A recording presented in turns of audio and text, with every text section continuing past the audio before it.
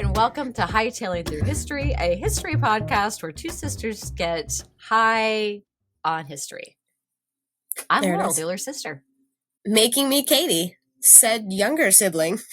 There we are, oldest, youngest, here we are. Just cut it to the point, we're high on history, and here we are with you, ready to do that. History. We are also high on cannabis, both of us, a little bit more than we planned to.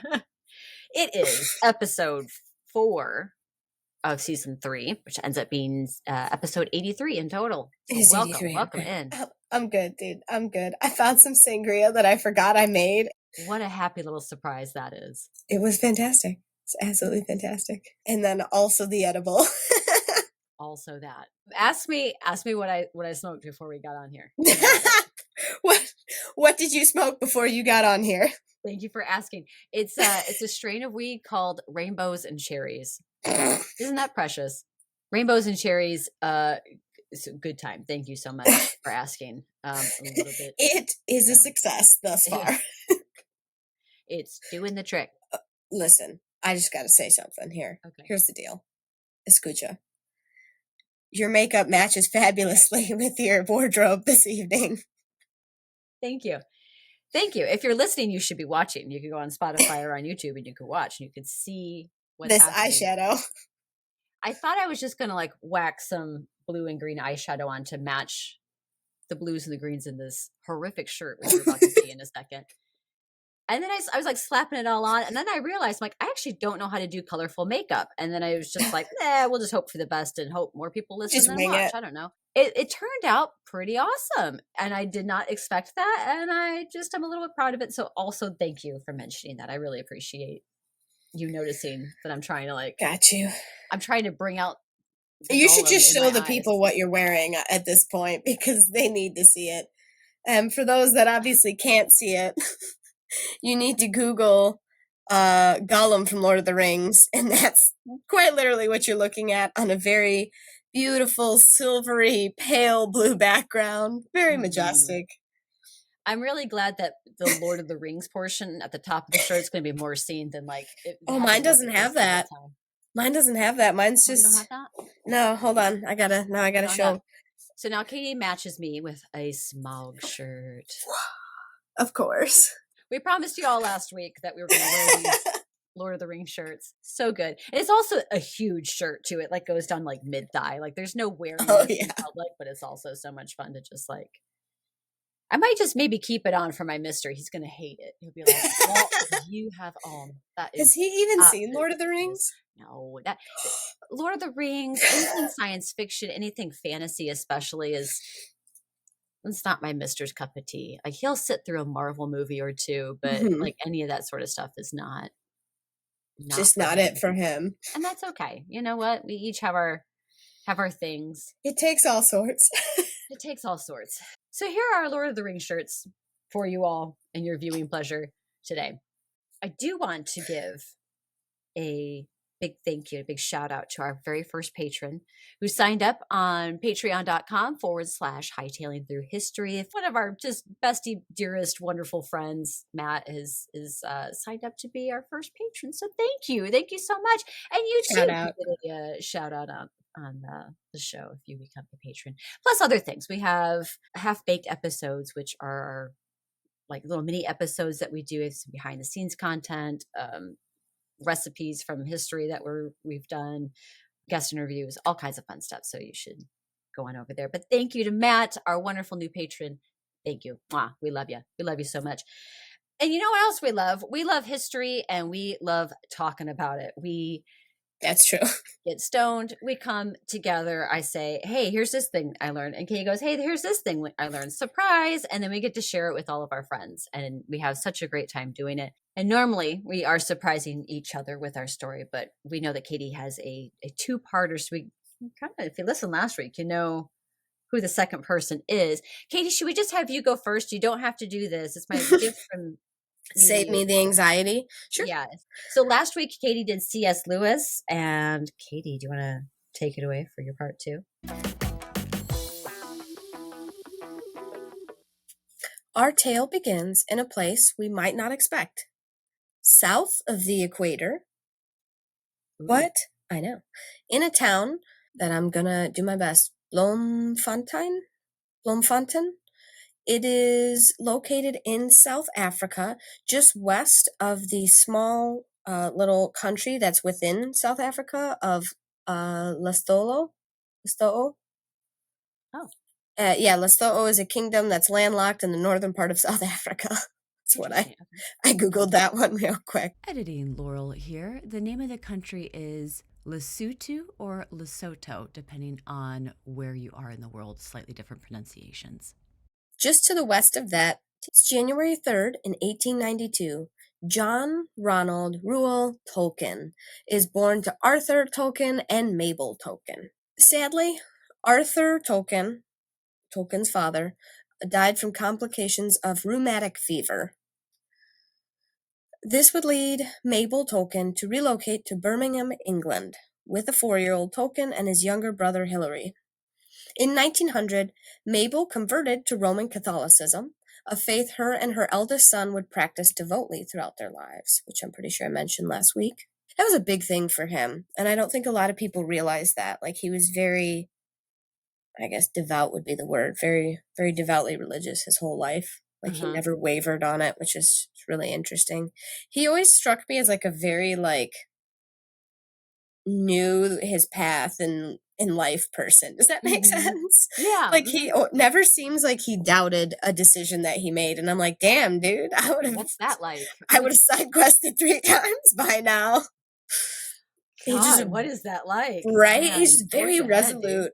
And it just is one of those things that I did not connect with at all, because I was like, I actually don't know what that's like, because I am unable to choose which potato chip I want to eat in an evening, let alone life decisions. So in 1904, the boys, unfortunately, would become wards of a Catholic priest as Mabel Tolkien dies at 34 of diabetes.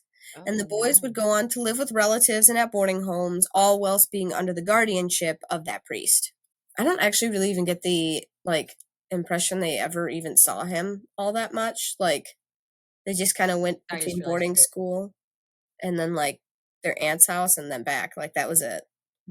Like, yeah. I guess you just have to have somebody just sign off on the paperwork and say what's what. Yeah, I guess. At that point. Yeah. I know, right? Sorry. No, I had the same reaction. I was like, shit. So 4 years later, Tolkien fell in love with another orphan by the name of Edith Bratt. Bratt. I know. This would later inspire his fictional character of Luthien Tinuvel.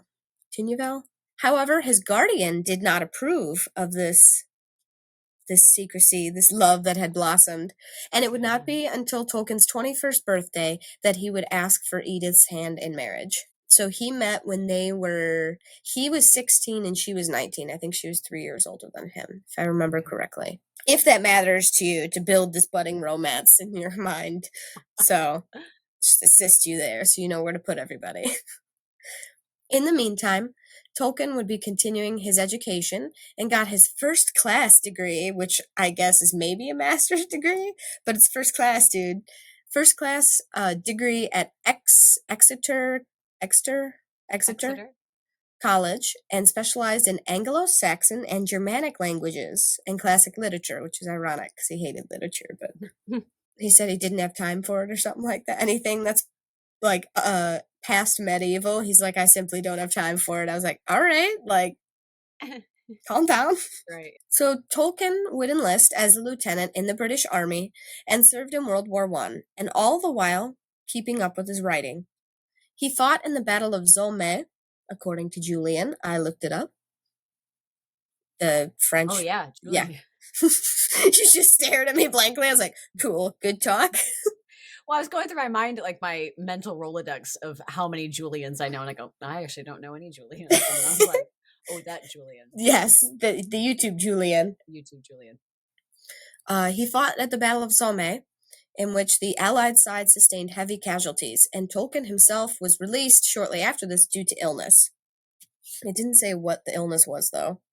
In the midst of all the military service, he married his longtime sweetheart, Edith Bratt, in 1916.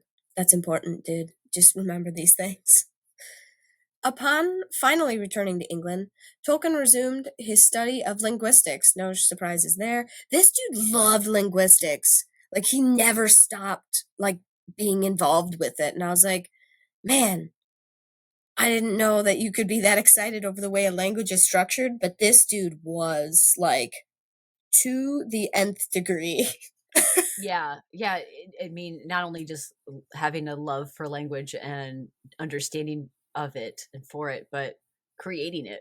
Yeah. Too. Like, yeah, I just think that's what's I think most impressive is had he not done all that base work, learning Old Norse and how it's put together and how other languages are put together and all of that, he probably wouldn't have been able to build his own language. You know what I mean? Mm-hmm. He was the first to do it. Is like the craziest thing. It's like I don't think that's anything that anyone would have. He was the first to do it in fiction. I realize that languages have been being made throughout history, not to sound like a fucking moron, but like I'm just saying he was the first to do it as a fictional writer who's done multiple and is just putting things together to build a fictional world. He was the first to do that. I knew exactly what you meant. I just realized how stupid it sounded, and I was like, all right, hold on. Don't come for me. He created all the languages in the world. All of them, dude. Tolkien's the greatest. Roast his hell, be like, it's Tolkien, dude. That is not what I'm saying. All right, anyway, here we go, back in. Upon returning to England, Tolkien resumed his study of linguistics and joined the faculty at the University of Leeds in 1920. So that was his first teaching job, and 5 short years later, Tolkien would move on to become a professor at Oxford University. It was here that Tolkien was a founding member of the writing group called the Inklings, and which included C.S. Lewis and Owen Barfield among its participants. I guess he was also an author of note and stuff too. I didn't recognize it, but I included it because it seemed important. Because other people might recognize that. Exactly. We're like, yes. Well, at Oxford, while grading a paper, he spontaneously wrote a short little line about a hobbit. So that was his first, like, general idea. So I thought that was, one, extremely sweet and endearing, and I just had to include it, because we all need to know where it started. For most of his adult life, he taught English language and literature. No surprise there. Specializing in Old and Middle English in the universities of Leeds and Oxford. He also published a standard edition of Sir Gawain and the Green Knight, a landmark lecture on Beowulf. That sounds exciting. Beowulf, The Monsters and Critics in 1936. So Tolkien had completed a translation of Beowulf in 1926. It was posthumously published along with classroom lectures he had given on the subject. Some of his notes and the original short story inspired the legend as Beowulf, a translation and a commentary in 2014. So this is one of the things, I have it again at the end, a whole list of things that were actually published after he passed away. He ended up leaving a lot to his youngest son to edit and go through, so he must have also been an English nerd, I'm going to guess. I see. Probably. Is it Christopher? Was that his youngest son? Mm-hmm. Yeah. Okay. I've got a story about Christopher. That's fucking awesome. Is that your story tonight? No. Oh, okay. That's cool. But no, just like an add-on I happened to see earlier this week. I'm knowing who we were going to talk about. So excited to hear that. Okay. He also published an edition on the Ancrene Visa in 1962. Yeah. Sounds good, dude.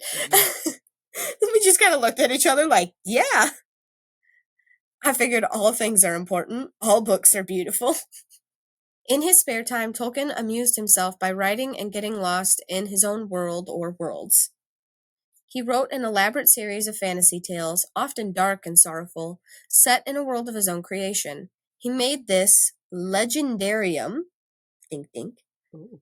Those are quotes for those who are listening, dink dink. Dink dink, air quotes. Yep.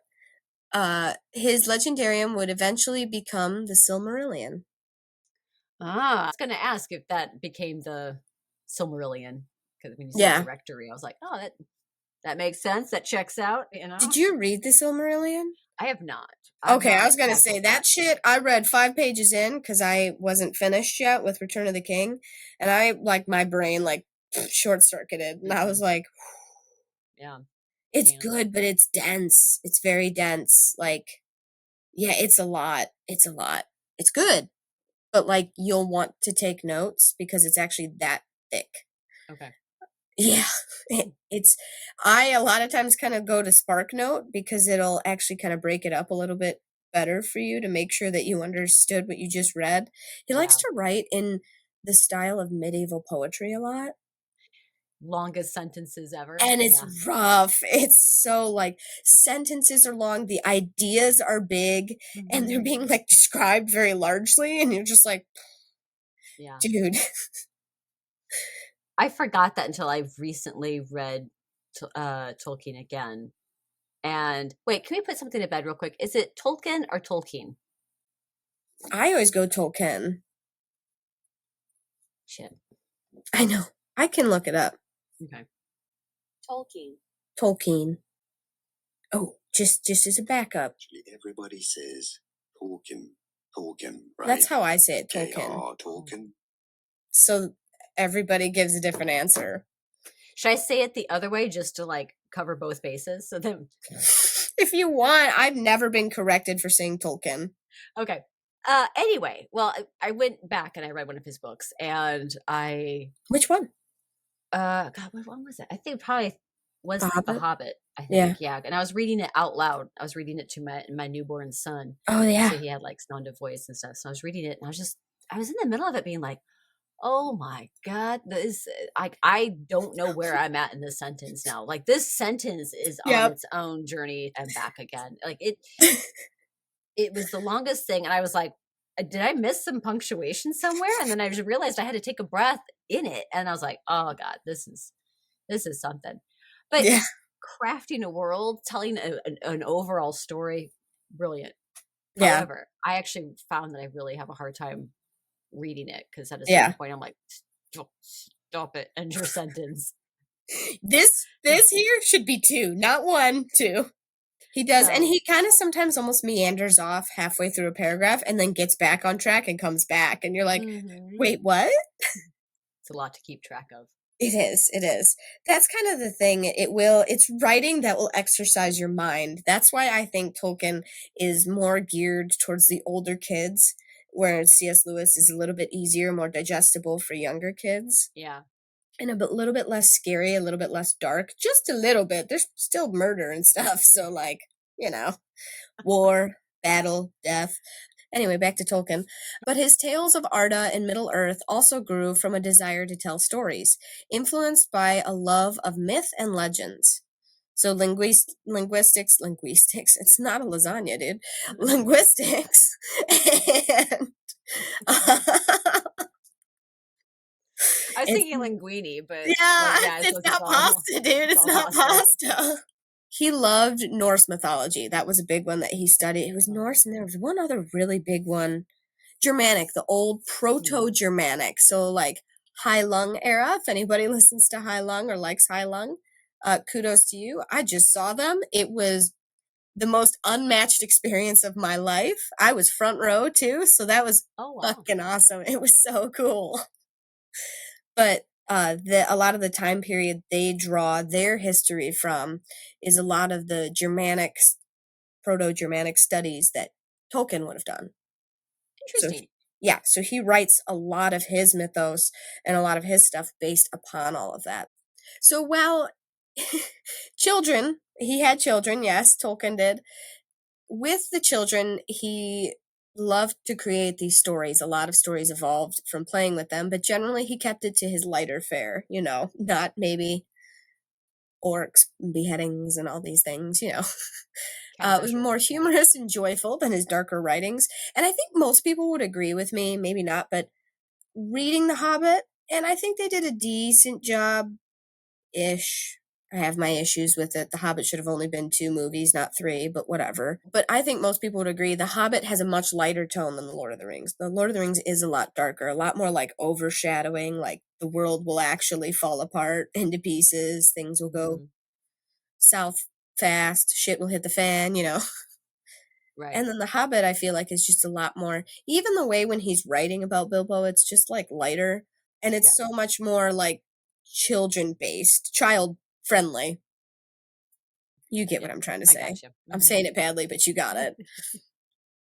So he kept it to his lighter fare around his children, a lot more humorous than his darker writings, and the longest and most important of those stories and tales would eventually become The Hobbit. In 1937, The Hobbit was published, with pictures by the author, an accomplished amateur artist.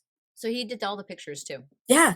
He did not all of the painted illustrations, I believe, are not him. The one I have has painted in it, and then it has like the sketches. He did the sketches. Right. Okay. And it turned out to be so popular that the publisher asked for a sequel. The result, 17 years later. 17 years to write the book, the second book? To write all three. Oh, okay. /6/ whatever. Right. Gotcha. Yep. 17 years later, in 1954, Tolkien's masterpiece, The Lord of the Rings, The Fellowship of the Ring, was released. And then The Two Towers and The Return of the King would follow in 1955. A few of the elements from The Hobbit are carried over. So because The Hobbit was written so much earlier than Lord of the Rings, he forgot to include some things in it, I found out. And that's why he wrote the appendices to go and kind of like correct that. Because he legitimately, and I don't remember exactly how he says it, but he says, basically, I kind of fucked up. I meant to include Legolas in The Hobbit. Mm-hmm. It is in the appendices, though. So a few elements from The Hobbit are carried over. In particular, a magic ring, now revealed to be the One Ring, in capitals, which must be destroyed before it can be used by the terrible Dark Lord, also in capitals, Sauron, to rule the world. The Lord of the Rings is also an extension of his legendarium, dink dink, that would become the Silmarillion. This is especially unique because it gave the new book a history that had its own characters, both man and myth, that were already established within a world. So that's what I was saying earlier when I said that Tolkien wrote all the languages. To have such a complete, well thought out, built world like this, again, like I had said, this was the first time we'd ever seen that in fictional writing. Nobody ever went to the trouble to write like, I'm going to make up a whole language just for these fake ass characters to use. Nobody had really done that before. People just actually used the language that they made because, efficiency. Right. Yeah. Because it's a whole lot of work to create a whole extra real language and alphabet and everything. Yeah. And then to not use it on a daily basis or build an entire new culture with it. But yes. So, and just that, but also like, again, the cartography and the characters and the attention to detail, even though I miss Legolas. But, yeah, it was, because even C.S. Lewis's books, the world just isn't quite as completely built. It's not bad, but it has, what would the word I'm looking for be? The continuity through it is not really there. Like, Aslan sort of pops up, but there's no, like, factually based lore. You know what I'm saying? For all these things. So that's kind of something that, like, the Chronicles of Narnia does lack. And again, that's kind of why I say it's, like, better for a younger audience, though, because they're not as worried about the details. Whereas somebody who maybe does a little bit more mature reading or anything like that, like, you pick up Lord of the Rings, you're not going to be bored for days. And then once you're through that, you have the Silmarillion, which is going to take you fucking years to finish because it's a freaking encyclopedia. Yeah. But, like, there's just no end to what you can delve into, is my point. And that's what I think actually does make it so appealing to so many people. But I think that's what intimidates people who are like, I'm not getting into that. That's too much. That's too much thinking. You know what I mean? So contrary to statements often made by critics, The Lord of the Rings was not written specifically for children, nor is it a trilogy, though it is often published in 3 parts: The Fellowship of the Ring, The Two Towers, The Return of the King. Originally, these were actually split up due to the publisher being afraid that the sheer size of these books would just make it fail immediately out of the gate. Like, it would never get off the ground. Oh. So it was actually written all as one big giant book. Yeah. But the publisher was like, hey, let's chunk this out and this and this. Okay, I see. Yeah. So that's why you said it took 17 years to write this giant complete work. And then the publisher's like, hey, nice job, but also let's maybe divide this up a little bit. Yeah. As I'm sure we can all guess, the books proved immensely popular. Duh. So popular that when they were released in the United States in 1965, so was that like 6 years later? Because I think he released them. No, he released them in 1954, almost 10 years later, whatever. When it was released in the United States in 1965, it almost immediately attained cult status on college campuses. Lord of the Rings may have had its share of critics, and while there's no law against being wrong, you were definitely wrong, waves upon waves of reviewers and general readers skyrocketed Tolkien's books into global bestsellers, which generated fan clubs and legions of people who even learned his fictional languages he created and structured as only an expert linguist could. Tolkien retired from his professional teaching duties in 1959, and as I said last week, in the year of 1950, the fellowship that was perhaps his most influential friendship in his life had come to an end without finding a resolution in this life. I had to put it in there. That was our common denominating thread. In retirement, he went on to publish an essay and poetry collection, Tree and Leaf, and the fantasy tale of Smith Wooten Major. That's Wooten with 2 O's, 3 O's actually, and 2 T's. Not 3 O's altogether. No, it's 2 O's, 2 T's, 1 O, 1 N. There we go. Yeah, it's when you put in 3 T's or 3 O's. Actually, I was like, all of a sudden it became woo, Wooten.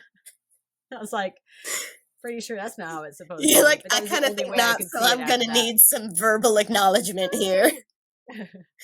Wooten!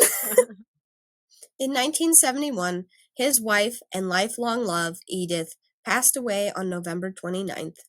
It is long held that Edith was the inspiration for Luthien.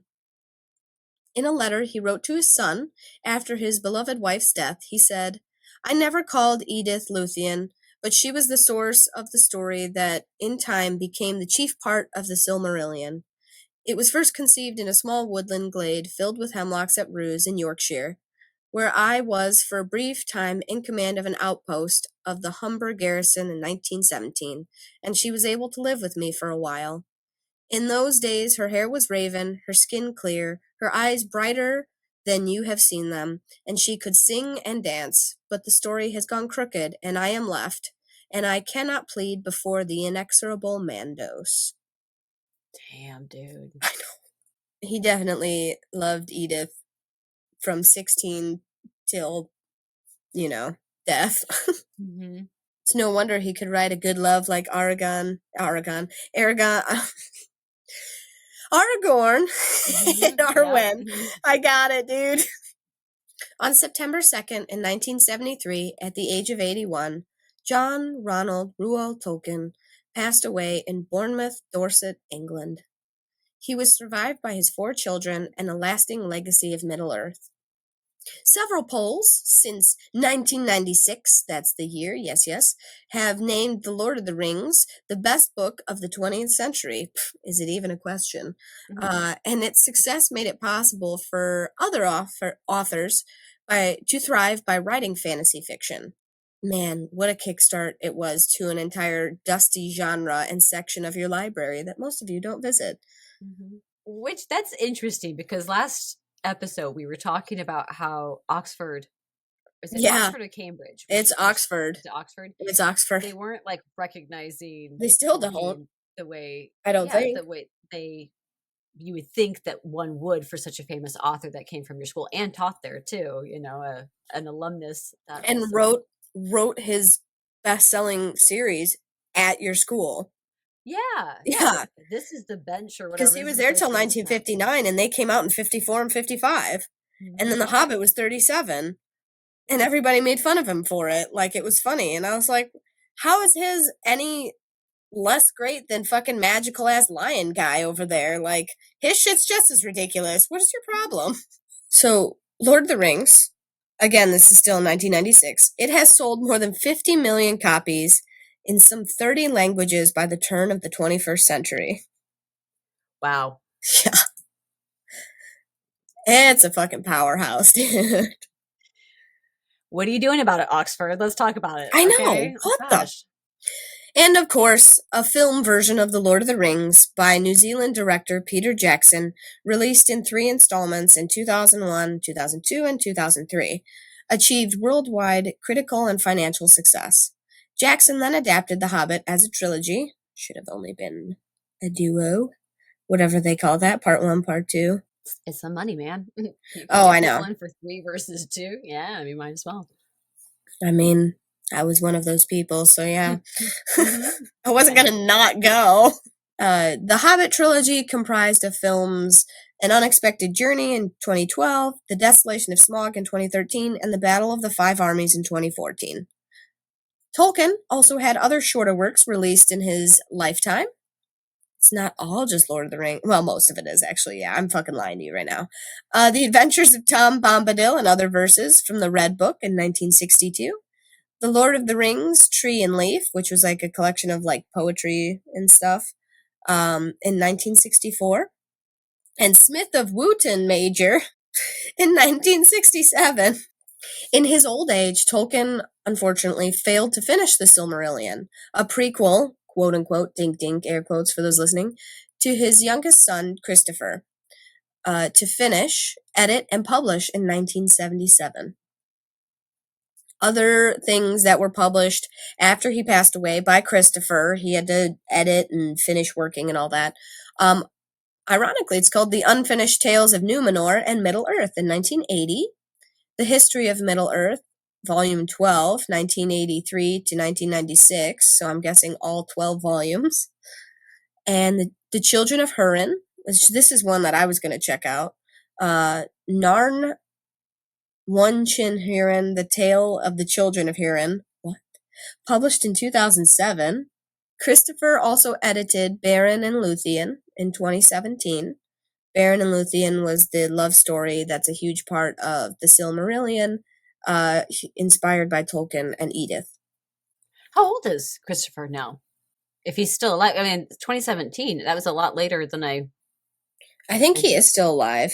No, he's not. Yeah. Okay. He passed away in 2020. Oh, wow. Yeah. Okay. January 16th of 2020. The world hadn't even shut down yet, so he never saw any of that. That's all right. Yeah, right. Yeah, because he was born November 21st. Oh, he's close to Blake's birthday in 1924. Wow. What was he, 90? He was almost 100. Yeah, 96, I think. 96. Wow. Yeah, I know. Yeah, when you said 2017, I was like, did somebody else publish that for him? Because I just was thinking he's got to be so darn old at that point. Right? Isn't that? I know. Good for him. I know. And what's so beautiful about it is there was, because of him and the time he spent with his dad and the time they spent working on things together, we get to enjoy so much more of Tolkien's works than even originally would have been available. And I think that's fucking sick. I think it's really exciting. Someone trusted that could take the work on in the way that you would envision it to be in the first place. That you can trust with that. That's really great. And it's your son. Yeah. It's your kid. That's cool. Continues that legacy. Yeah. Yeah. And like you said, keep it, the quality remains intact. It's pretty cool. Pretty cool for us, because otherwise there would be no more. And another work that was published in 2018 is The Fall of Gondolin, the third of the great tales, dink dink, about an elvish city resisting the reign of the Dark Lord. Both books contain various retellings of the stories, including the original versions that were written in 1917. So he was busy up until he passed away, Christopher was. The author's life was the subject of the 2019 feature, Tolkien, a biopic starring Nicholas Hoult and steeped with references to The Lord of the Rings. I haven't seen it, and I need to. I was told it was pretty decent. So I feel I speak for many of us when I say that Tolkien and his works have undoubtedly touched many lives and offered many of us a safe place to escape when some of us needed it most. Nothing ever seemed impossible if one has their fellowship behind them. And then I will leave you with my favorite Tolkien quote. If more of us valued food and cheer and song above hoarded gold, it would be a merrier world. I think he says it differently in the movie, but that's Thorin from The Hobbit, chapter 18, if you wanted to know. My king under the mountain. Oh my God. Listen. Thorin Oakenshield. Goodness me. Thorin Hottenshield. It wasn't a good one, but it gets the job done, dude.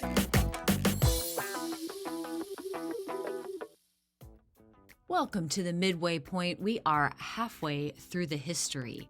Katie wrapping things up there with J.R.R. Tolkien, the second half of her author series, with part 1 being C.S. Lewis in our last episode. So go check that out if you want to get the full effect of what she called friendship magic. Thank you so much for joining us. We hope that you have been having a great time so far. We love having you here. And if you are loving what we are doing, we would really love that you follow, like, subscribe, rate, review, all these wonderful things that help our little podcast grow and get in the eyes and ears of more history lovers like yourself. And as we mentioned at the top of the show, we have a Patreon. It's patreon.com/hightailing through history. And we have our first patron. So thank you again, Matt. We love you. And if you would like to be a member of the Best Buds Club, you can go to patreon.com/hightailing through history. Over there, we have our half-baked episodes, which are little mini episodes that we do, which are exclusive for our paid Patreon members. Also exclusive to our Patreon members are our historical munchies, which are our little cooking videos that we do, where we're talking about some sort of food or recipe in history that we get to cook up with you in my kitchen. And behind the scenes content, extra interviews, and extra content from our amazing guests that we've had on this show. It's all over, once again, at patreon.com/hightailing through history. We would love for you to join the Best Buds Club. But if Patreon isn't for you, that's all right. You can also be a free member over there too, and we would love to just have you as part of the gang. Speaking also of part of the gang, over on Instagram, which is at Hightailing History, that's where we get to hang out with you the other days of the week that we're not here with you on an episode. We have show news over there, as well as our History One-Hitters, which are our little history videos in which we're talking about something cool and fun that we learned about in history and are sharing it back with you. That's at Hightailing History for our Instagram, or over on TikTok at Hightailing History Pod. So please make sure that you are following us. We would love to see you over there. If you follow us, please say hi. We love getting in touch with you and chatting with our friends in the smoke circle. All right. I'm up next with some truly lesser-known history, talking about the story of a man named Hernando Colón, who is the son of an incredibly famous, or maybe shall we say infamous, name in history, depending on how you like to look at it, and Hernando's quest for the world's greatest, most perfect library. So let's puff pass it on to part 2. History does not talk enough about Hernando Colón. History talks a lot about his dad and even his brother a little bit, who the brother kind of strikes me as like a pair of wet jeans, like, ugh. Actually, both his dad and his brother are like wet jeans to me. But who is his dad? You might be wondering. And Katie and listeners at home, I would like you to finish this rhyme for me. In 1492, Columbus sailed the ocean. Blue? Sorry. In 1492, Columbus sailed the ocean red. I don't know. How does this end? In 1492, Columbus sailed the ocean blue. Hernando Colón is the son of Christopher Columbus. Boo. Okay. So. I was going to say, I already knew I didn't like him. His name already sounded too fancy. I like Hernando mostly. Of all the Columbuses, he's my favorite. He's the only one I like. Bad. I can't say he's my favorite. He's the only one I like. But yeah, he is the son of Christopher Columbus. And really, unless you're a Spanish literary scholar or the sad sack who's like chosen with your history career to study Christopher Columbus, you poor thing. Sorry, it's a lot of shade. Stop it, Laurel. This is not your history show to be mean to other people. Stop it. We're presenting history in a straightforward way. Okay. So unless you're a Christopher Columbus biographer or scholar or something, historian of his family. Hernando Colón is nowhere in your historical knowledge for the most part. Like, if you've even heard of him at all, he is at most a footnote. Because until recently, his story's never been told in English. So like people know about him, but it's not really been out in like the English speaking world. And this story is for the bibliophiles, the bookworms, the people that love to crack a book's spine. Sounds violent. Smell the paper. Smell the inside of it. Feel the pages on their fingertips as it reveals its inner knowledge to you. That was poetic as fuck, dude. I know. I am poetic as fuck. Because my dear sister and my dear friends, we are going to be talking about Hernando Colón and his life quest to create the world's greatest library. Oh, he can't be that bad at all. He's the best of the Columbus group. Let's put it like that. For sure. And which is why I was really into this story, because I scroll history books basically from the library. I like look through them, and they all usually have some sort of byline. And it was Christopher Columbus, his son, and his quest to create the world's greatest library. And I'm like, I like a library. That's my favorite place. But I didn't realize Christopher Columbus even had a child kids, to be honest. Did this. Yeah. Well, yeah. I mean, we don't really talk about his sons, and too often. I mean, at least in like the regular curriculum of school. Yeah, I don't think I even knew high he had school being like, oh yeah, I know all about Christopher Columbus' family. Just totally. So our Hernando, sometimes written as Fernando Columbus in English, like you'll look up. Yeah. So sometimes I'll call him Hernando Columbus. No, Hernando Colón is what I'm going to call him. Were they Italian or Spanish? I can't remember. Genoese was Columbus. I think the kids were Spanish because his wife was Spanish. Oh, okay.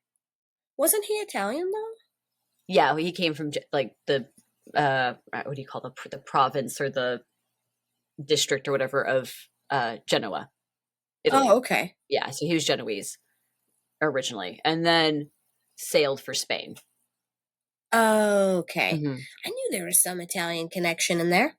So Hernando, I mentioned the sons. Now Hernando is Columbus's illegitimate son, born in 1488 from an affair during the time that Columbus is just kind of hanging around the Spanish courts, waiting to get a go-ahead from the king and queen to head out west across the ocean.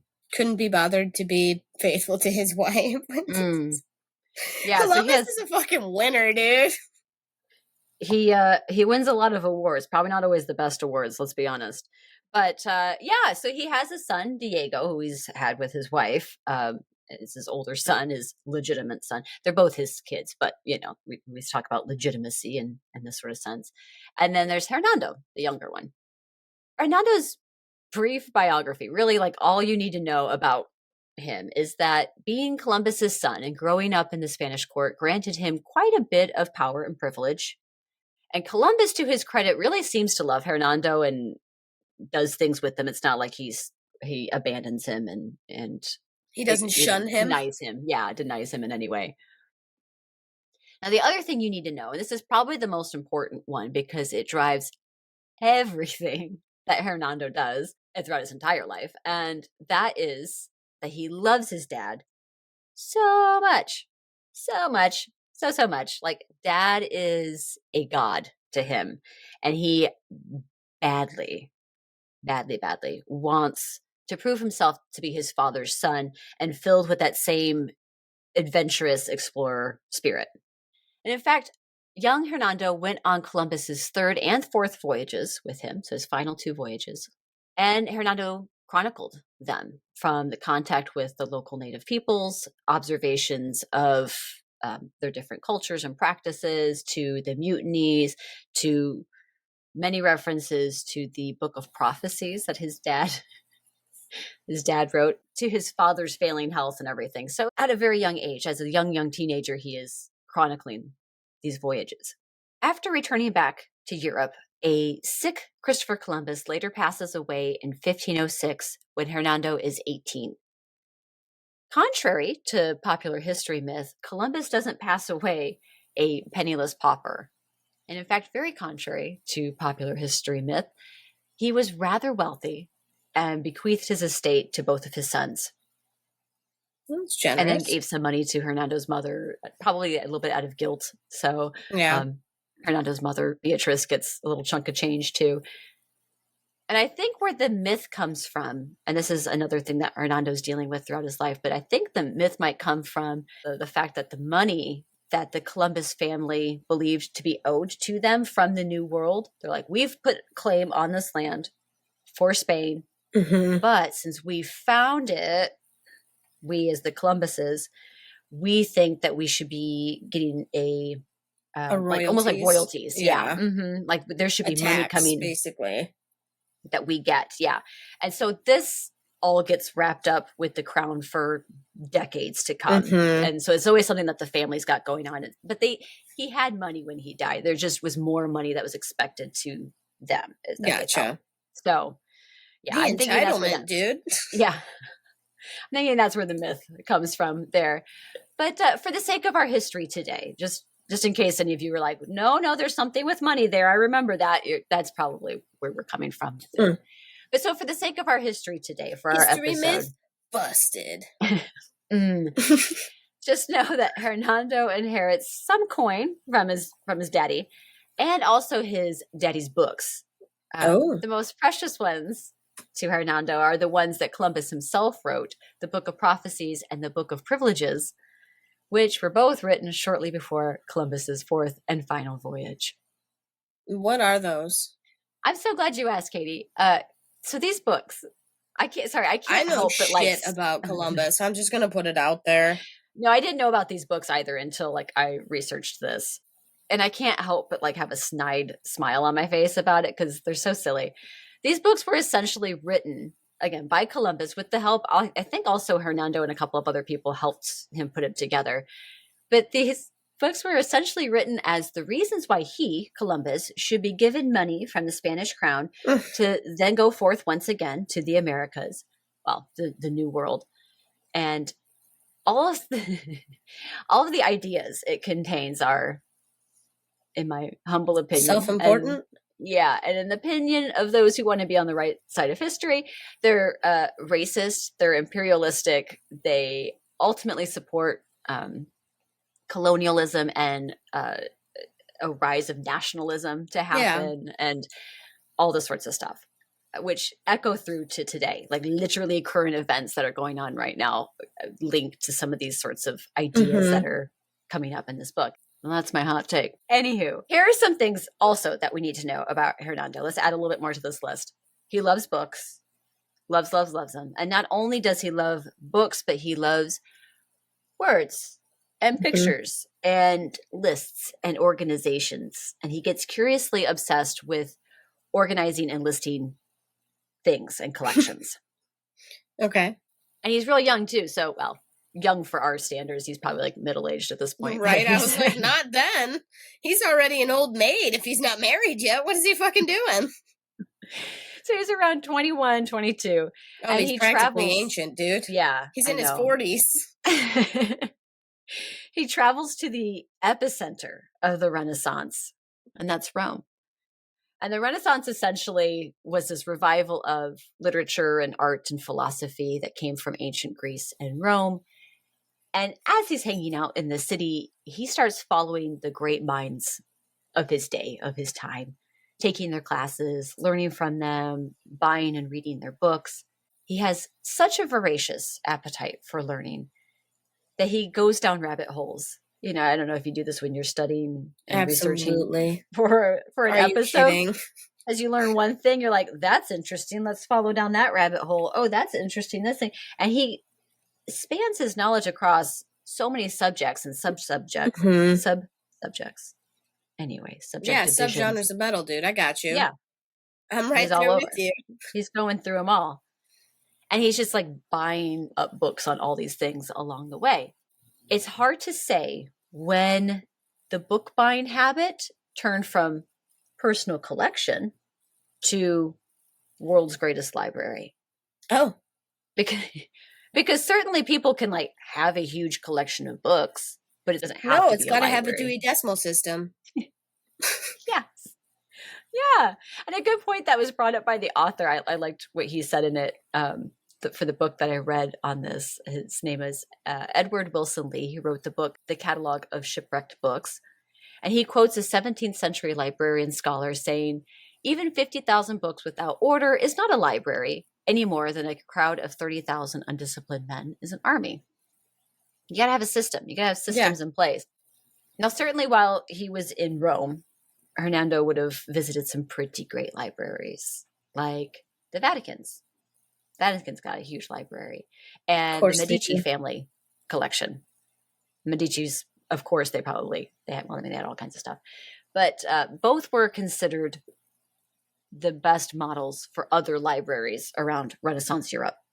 Can you, still go to them? Mm-hmm. Yeah. That's fucking cool. I don't know how easy the access is necessarily, but yeah, you can go take a visit, I'm sure. Yeah. That's fucking rad. Do you imagine being in an old ass library? Yeah, I would. I'm just saying. Think about it. I think about how I would like to be there. Yeah, yes, I want to smell it real bad. That's what I'm saying right now. And I'm just saying, the nerd in me, my mind just got blown open as I'm like, holy shit, old ass history libraries, get the fuck out now. I can't handle that kind of nerdness all wrapped up upon itself. But think about it, dude. Da Vinci's ass probably sat there. Right? Yeah, this is the time. Yeah. This is what I'm talking about, dude. That shit's insane. Yeah. All right, I'm being a dork. I'm shutting up now. And, both of those collections, the Medici family collection and the Vatican, were both associated with a few men who were obsessed with creating great libraries. So one of them is Cosimo de' Medici, Niccolo Nicolai, and Tommaso Parenticelli. There we go. Oh, give me all the Italian names. Mwah. So Cosimo in particular became obsessed with the idea of the, quote, perfect library. And he asked Parenticelli to design one. And he said, okay, cool. Here's my list of what I consider the books that a library must have to be great. And this actually, this list of books is called the Canone. And it's the first canon of, quote unquote, great books that we have printed in history to say hey, if you've got these, you've got some great books. Now, this is Renaissance Italy, but, things have grown and changed since then. That's our first canon of great books that we get. And there's this idea that, when we're the historians that look at Hernando's story, they think hey, he is amongst these great libraries, these great thinkers and epicenter of learning. And especially if he wanted to preserve it, that tells me a lot about him as a person. Mm-hmm. And he gets the idea of what these libraries look like and how they're arranged and what kind of things they contain. Possible, right? Very likely. And it's also likely from these great and perfect libraries that he realizes that they're considered great and perfect also because of what they don't contain. Right? So that's what I'm saying here is that, let's say the Vatican Library, for example, it's the church, right? It's the Catholic Church. There's probably certain books that they don't have in their library, and because it would be considered lowbrow or blasphemous or whatever is not Christian teaching. Although the Vatican Library does have non-Christian books in it, it's of that time, right? It's not they've got Lady Chatterley's Lover in it or anything like that, right? But they do have books on other subjects, outside of Christianity. They don't have Napoleon's letters to his wife. Let's put it that way. Steamy, hot. Mm-hmm. So he's also okay, well, this is a great library, but it also doesn't have a lot of other stuff in it. The greatest library, as he believes, the perfect library should include everything. And it should be a library of the world. And this is what Hernando sets out to do. Does he have a porn section? No way does he. Of course he does. So for the next 30 years of his life, from 1509 to his death in 1539, he commits himself to the creating of his perfect library. And to create a library of the world, Hernando didn't just buy the great tomes. like most people were scouring manuscripts from monasteries like Plato and stuff like that. They were looking for the great manuscripts and tomes. Right. And he was like, cool, I've got some of those. Like, obviously we should have those if they're considered the great works. But also, I'm going to go to the little bookstores and look for local authors. This is right around the time of the printing press. So there's this explosion of print and books that are coming out. And he's like, give me the small stories. Give me like the newly published stuff. What people are writing now. He buys books like The Blonde and the Brunette and the Lusty Andalusian. Ooh la la. And little books of poetry. People singing out on the streets, they would sell their sheet music or their lyrics. And he would go and be like, yes, I'm going to buy your lyrics. Give me that sheet music. That political pamphlet? Yes, please. Thank you. That newspaper? Got it. Weather reports? Please. Give it all to me. And he's taking in all this different kinds of information, not just books. Prints, right? He's got tons and tons of prints. In fact, he's got so many prints, like picture prints, that he starts trying to figure out a way to organize them all so he doesn't buy the same one twice. And so then he starts creating his own system for categorizing all of these things, which is really unique, but worked. Like he'd be like, is it a human picture or an animal picture? Oh, it's a human picture. Okay, how many people? Is it one man? Cool. Okay, 2 men.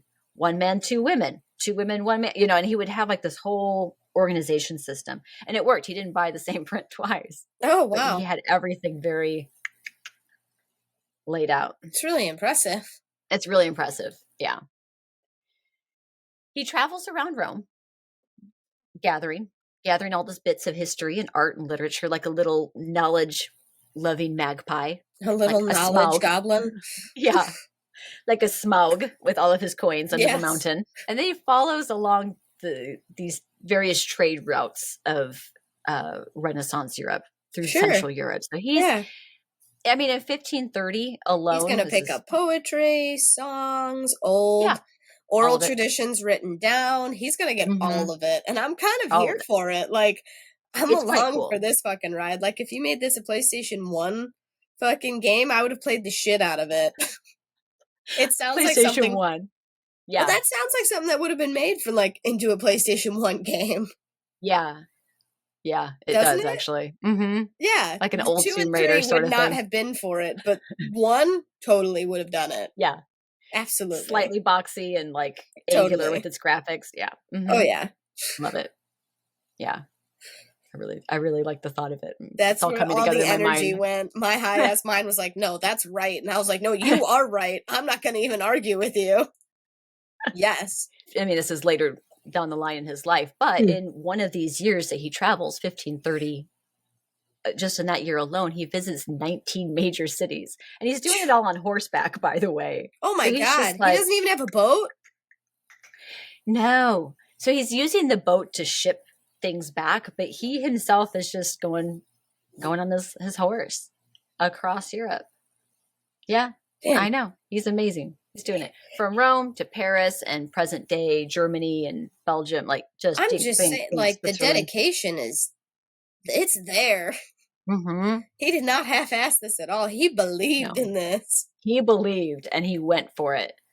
And in Nuremberg alone, he buys 700 books. So many books. And then he arrives, boo, boo, boo, boo. He kind of goes up and he goes around. He comes back again to Italy, and he arrives in Venice. Bella Venezia. So due to the printing press being somewhat new, it came out in like 1440s, and we're now at like 1520s, early 1500s, really, giving a time range here. The port city, full of trade, right, as Venice is. Venice historically has amazing craftsmanship there. It is a place where these really amazing, beautiful books were sold. All and the it was like artisanal items. Right. Yes. Yeah. And it was a place where there were a lot of books, and it was a huge printing place. There's lots of printing presses, books coming out. Now, as I said, up until like the 1440s, when the printing press did then come out, books had to be handwritten, which, woof, right? Manuscripts. And the printing press is then invented, and soon books are trickling out, and then they're like a waterfall out in larger quantities as the printing press expands. In Venice, he spends 7 months accruing hundreds of books and pieces for his collection. But he gets called back to Spain for some family business because, again, those lawsuits. So he's like back and forth with Spain sometimes. Yeah, I forgot about that. That's just going to be like bubbling away in the background for like the entirety of his life for the most part. But so he keeps kind of having to go back and forth. So he's called back to Spain for these family visits. So he ships, right? He puts the books on the ship, and then I don't know why he doesn't go on the ship back, but I suppose in this case it works out because he finds out when he gets back to Spain, he finds out that the ship sunk in the Bay of Naples. Oh no. With his collection of Venetian books. Oh no. And then some. Yeah, I know. 7 months of his collection is at the bottom of the water there. Now, losing the books, oh my God, as we are feeling now, is a bit devastating. No, that actually sucks. Like, especially the nice ones. Like, yeah, oh man, and that and is insurance a thing now? Probably not. He lost out on all that. Like, that was probably not cheap. It's an investment of time and money, which are both finite things, right? Yeah. So he's a bit gutted about it, as we all are, but he just forges ahead, which is pretty cool. I like that he just is like, right, it really sucks and I'm sad about it, but I'm going to replace these books. Wow. Which I love. This guy, dude, like, I can't hate him. No, I know. I tried to, believe me, I tried to be like, all right, where is it all going to fall apart here for me? And I'll tell you a little bit more about him at the end, which might make you kind of get a bigger picture of him, I suppose. Mm-hmm. But because he loves his lists and cataloging items and he chronicles everything, he thankfully has a couple of logbooks that he's kept track of all the purchases that he's made. Oh. One of them acts as a register with each of the books written down and numbered in the order in which he has received them. He also wrote the author, title, and opening lines, even the first few opening lines of the book, where it was printed, where he bought it. It's like the city where it was printed. Yeah. Then where he bought it and how much he paid for it. So he has got a very detailed like a publisher's register. Page on there almost, kind of, like, not really, but you know what I'm saying, how they all say where they're printed and the year of the copyright and all that. Yeah. Mm-hmm. He's got this all in like a master logbook, basically. And the books that he lost at sea represent numbers 925 all the way. This is how many books were lost, all the way up to 2,652. So 925 to 2,652. Yeah. And he just labels this section, bless him, he just calls this section the Catalog of Shipwrecked Books. Oh, man. Which is just poetic as fuck, for one thing. It is, but fucking sad, dude. Yeah. I am fucking sad about it. I'm like in true book nerd form today, so that's pretty gutting to hear. Yeah, I know. And that's also the title of the book that I read as my main source for this. So when I heard that in the book, I was like, all right, I like that. And I appreciate that was how you called your book this. Because this doesn't really take up, there's like a small portion then which it gets mentioned, and then like the rest of the thing goes on there. But I like how the author's like, Catalog of Shipwrecked Books. That sounds rad. So anyway, losing the books also made him realize that he needs an actual location for his library. Because right now it's just a collection that he's just like bringing home and just trying to figure out. So he's like, we need a location for this. And it needs to be a place that people can come and learn. During his years collecting, Hernando amassed a collection between 15,000 and 20,000 books, let alone the other things like music and prints and pamphlets and all those sort of things that he collected. And he gathered a team of assistants to read through the material and start organizing them, not only by subject, like law and history and astronomy and all that stuff, but further subcategorizations, similar in terms of the subcategories, to the Dewey Decimal System that we use in the modern library, right? So for example, i.e., your history section at your local library. I used to be a page, so I can talk about this. So whatever. Working at a library is one of my favorite jobs of all time, besides podcasting. And now I can call it a job because we have a patron. We've got a patron. It's my song. I just wrote that just now for you guys. It was beautiful. So in the history section, let's go to like American history, for example. Mm-hmm. History in general is written out in a timeline. So you're going from the ancients to the modern day. But you subcategorize down to American history, and then that's in a timeline. So you're going to go through indigenous history and then like colonial history and so on and so forth from there. So he and his assistants, they create a book that has 2 copies that summarize the collection called El Libro de los Opinies, or the Book of Summaries. To organize the library itself, Hernando uses his own hieroglyphic system. Yeah, he makes hieroglyphs. Biblioglyphs, they're called sometimes, to help categorize everything.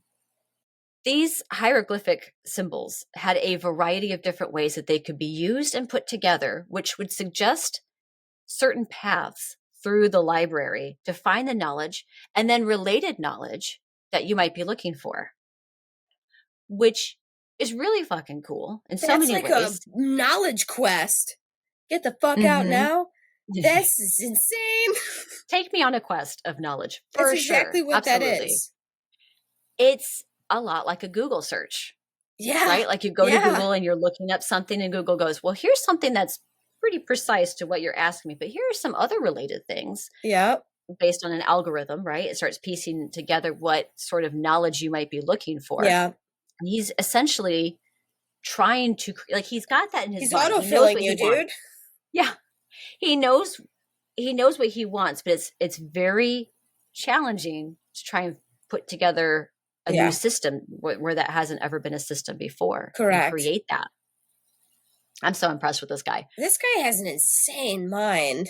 Hernando's life is divided, as I mentioned earlier, between creating this new amazing library and doing everything in his power to defend his father's memory and legacy on the world.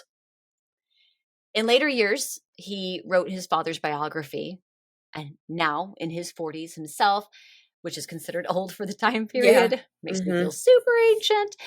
He spends his last years desperately collecting more books, sorting, organizing, creating more biblioglyphs, figuring out how to keep the books safe, how to keep them free from damage and theft. Yeah. He hired on full-time librarians who lived at the library. So at any time of the day or night, like if there's a fire or something, like someone would be there to be a caretaker the whole time. Yeah. And he wished for the library to benefit the world, but not be open to the world, mostly because the world has grabby, dirty hands. Yeah. He's like, let's protect these books. Whereas the knowledge previously was thought of in a sort of hierarchy of knowledge. So knowledge from God and God's mouthpieces on earth, aka the church, being at the top, and then knowledge about God and Christendom and religion being up there as well. And the church and clergymen were gatekeepers of information. These manuscripts before the printing press were written by monks. Yeah. So there was, monks could write for one thing. They were right, scribes. Because they were taught, and then they would copy things down and make more books.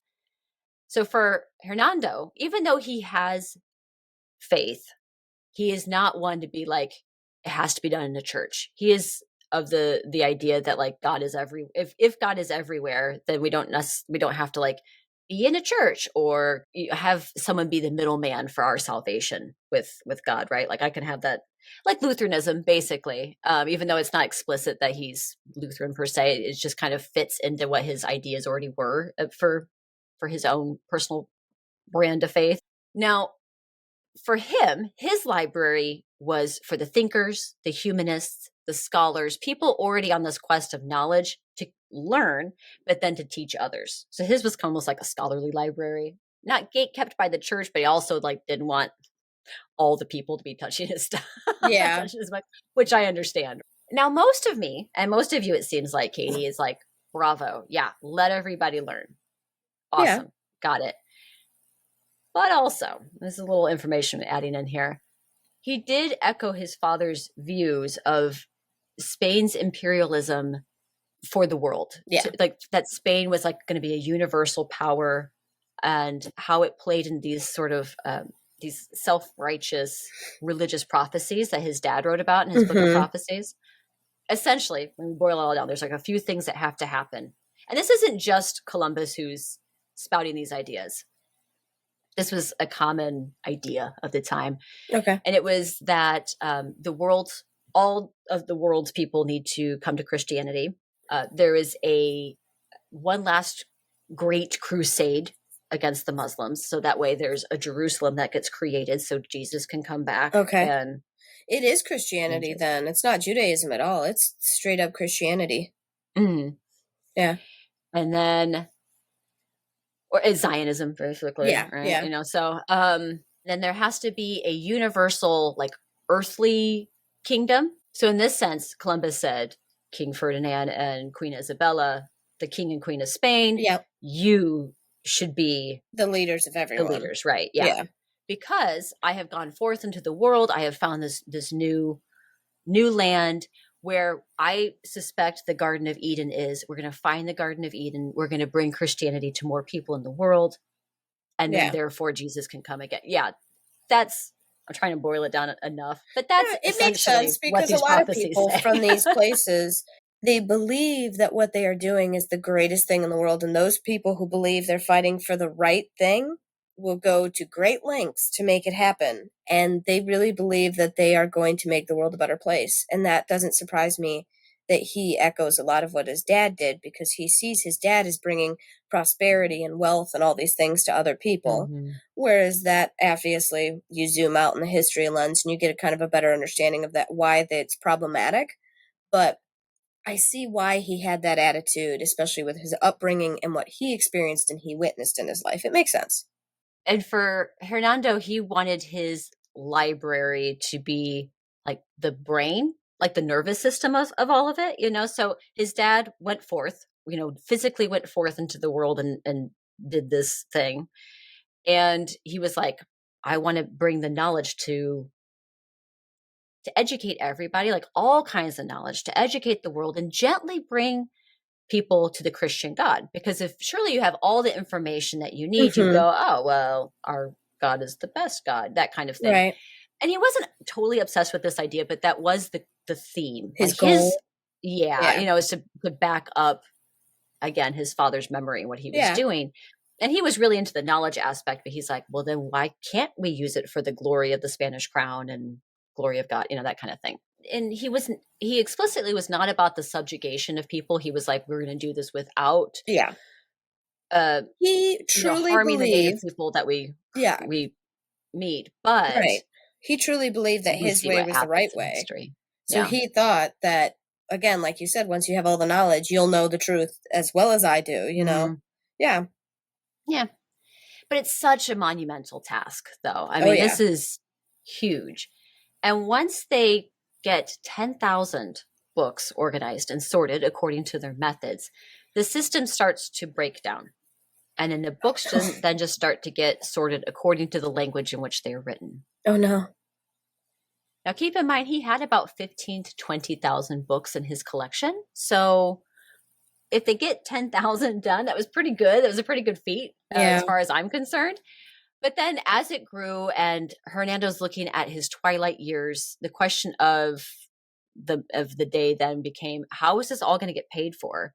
Especially after I die. Like, I'm not going to be here to help pay for it. And there's no answer to it. He assumed that the Spanish crown, because again, he said this would be for the glory of the Spanish crown, he assumed that they would want to pay for it. Like, here's this great library of the world, you'd think, right? Yeah. They didn't really seem to care so much. No. Or at least not enough to do something about it. So no dice. And Hernando Colón passes away on July 12th, 1539 at the age of 50. In his will, he set up parameters for the continuation of the library after his death.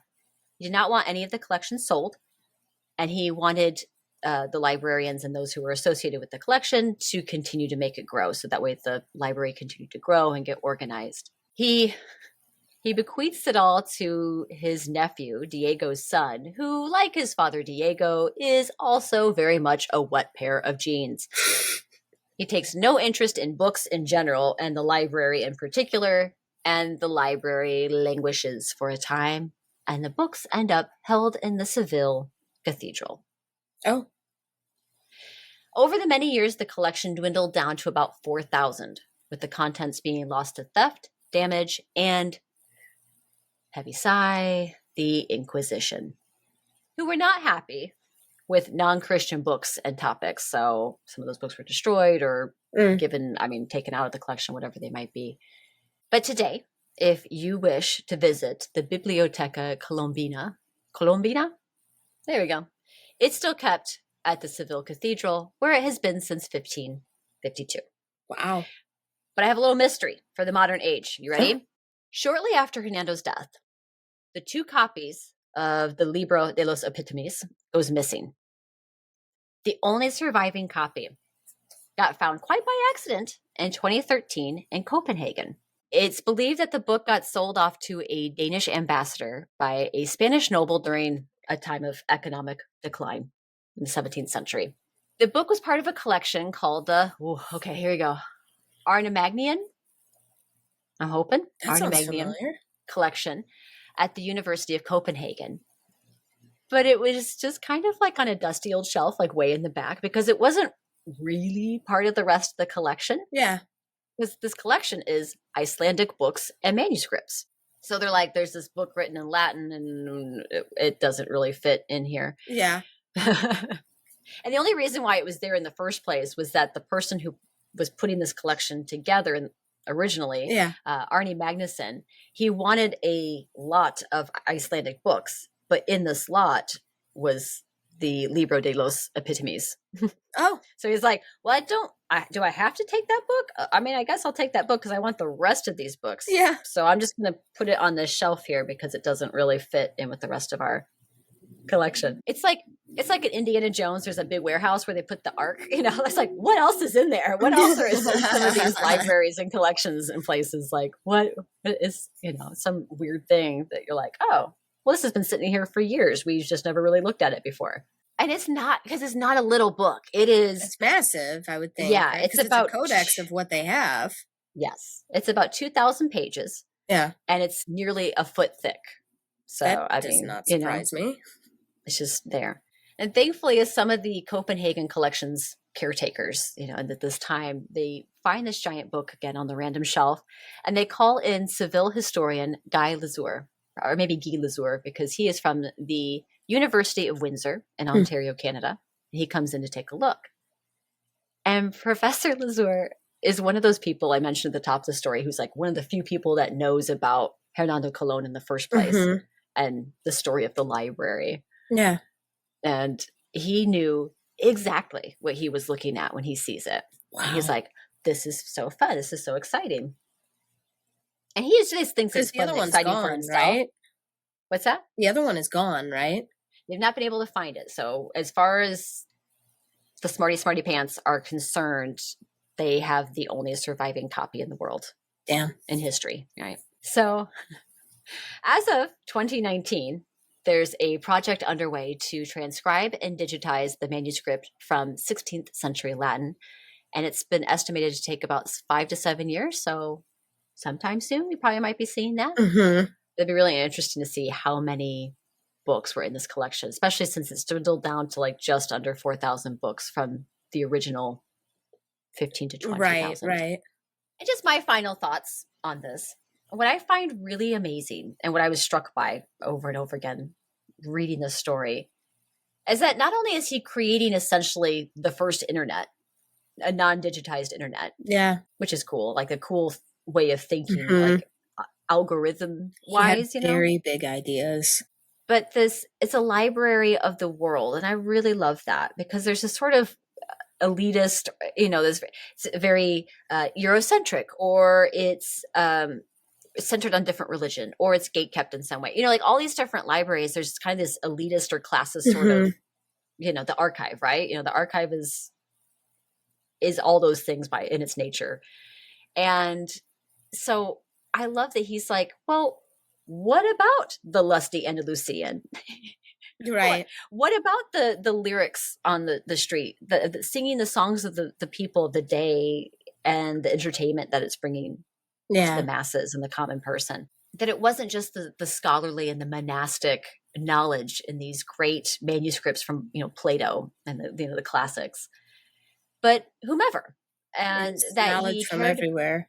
yeah, and that he cared about what the common person was bringing to the world, their songs and their art and their written stories, giving a far greater understanding of what the real world is. Mm-hmm. And I love that. The age of exploration and this explosion of knowledge with the printing press and the Renaissance and all these things that are kind of coming about in this general time period of a couple of centuries. It's then putting said knowledge, explosion of knowledge, really, there's so much of it, putting it in the hands of the people with the printing press. And it's in people's hands for the first time. And there's a greater education that happens to the masses then.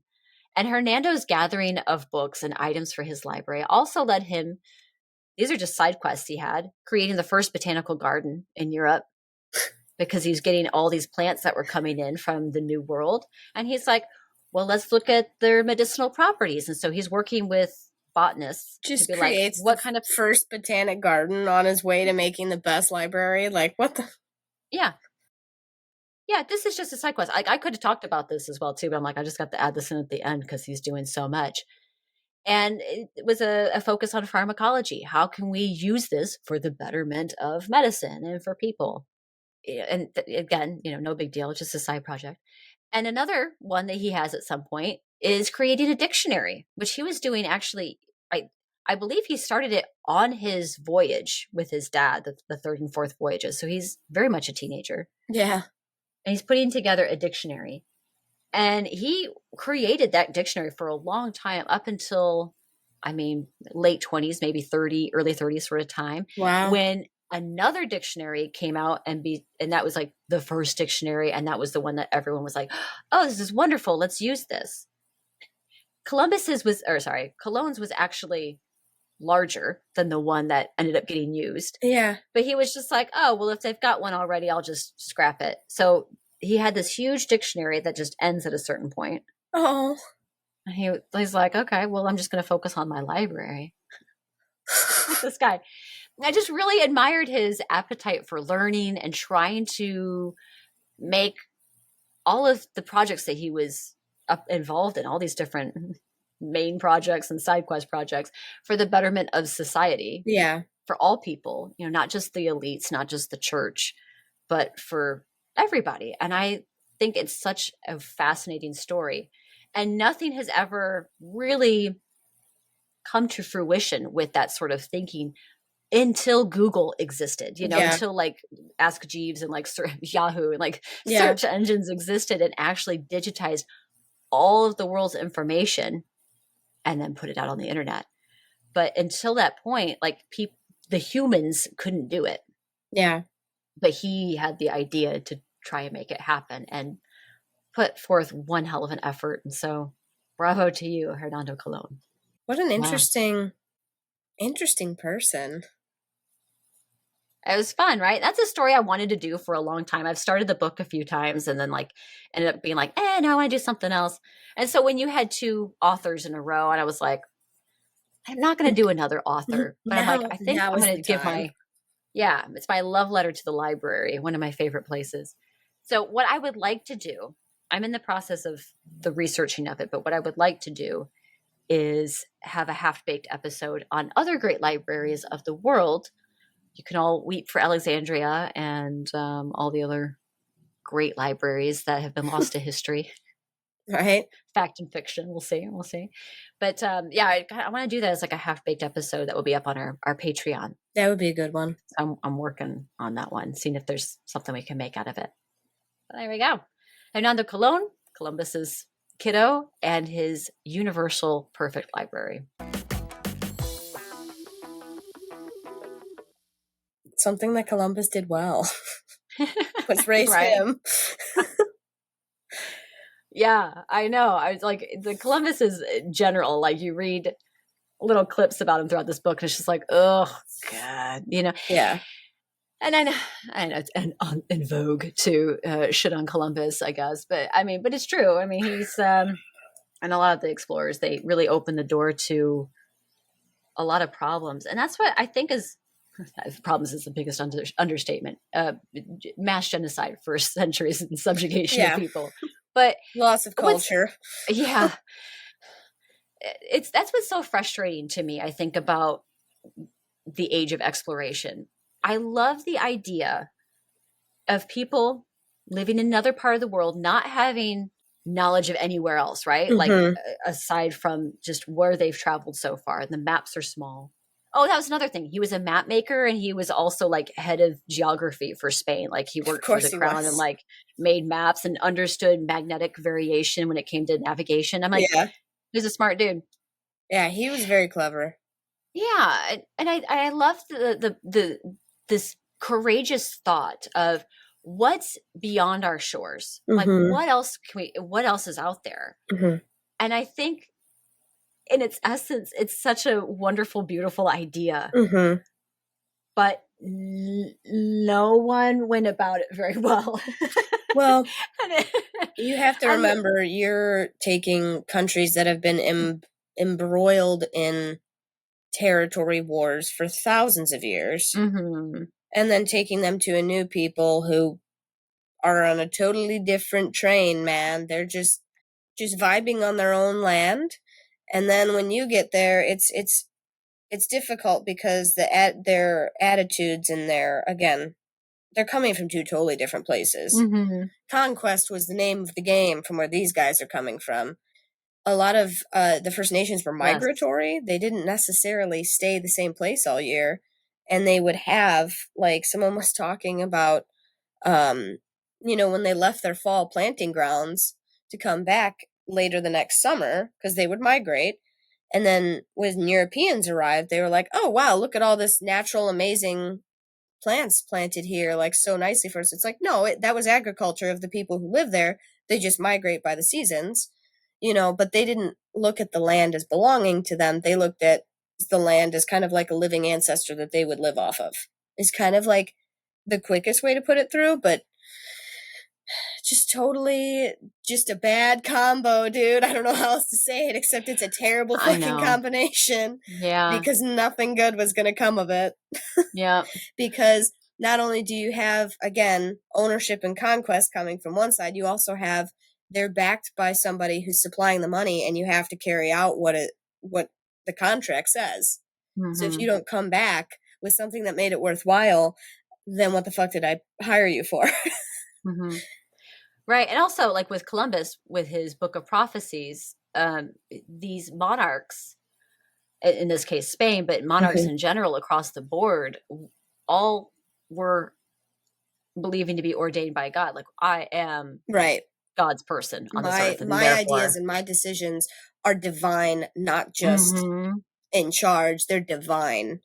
So it's like a God-given right. And it's like, well, I mean, you can't all be at the same time, right? Let's think critically about this. Yeah, and it's tough. I mean, Spain and Portugal certainly have so many other wonderful things that they can offer the world that I just don't think we need to hang our hat fully on Columbus, but certainly we need to in terms of greatness, but I mean it was a big feat. I mean, it was certainly a point of history that is necessary, absolutely necessary to study and understand the lasting effects of it. But Hernando, bringing it back. What a dude. Back around to Hernando. Yeah, Hernando, he was like, knowledge to the people. And I appreciate that. So there we go. Wow, what a good time. What a dorky time. That was the nerdiest. What a dorky time we've had. We were geeking out so hard. Yeah, I mean, so dorky, so wonderful. Books, man. Get yourself a book, go smell it. I mean, it's exciting if you like history. I think our listeners, if they're listening, they're going to understand why it's exciting, because they also feel passionately about history. Yeah, I love a library. Oh, man. Yeah. Visit your local library for sure, because there is more beyond books there. And that's, I think, what's amazing with Hernando. It was beyond books. There was art and music and all these different a grander picture of humanity that he had in his library, which is what libraries are like today. Should be, yeah. So I'm so excited to be able to talk about it finally, because it was on the list for a long time, and it's felt like a good moment to do it. So thank you, everybody. Appreciate it. It's a good one. Thank you, Katie, for bringing Tolkien, aka Tolkien, aka Jokin, Rolkin, Tolkien. And thank you all for joining us on our little bibliophile journey today.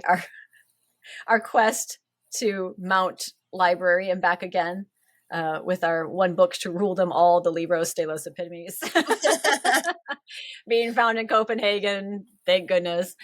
And thank you so much for coming along with us. So we'll be back again in a couple of weeks. Make sure that you are following us on social media, on Instagram at Hightailing History, or on TikTok, the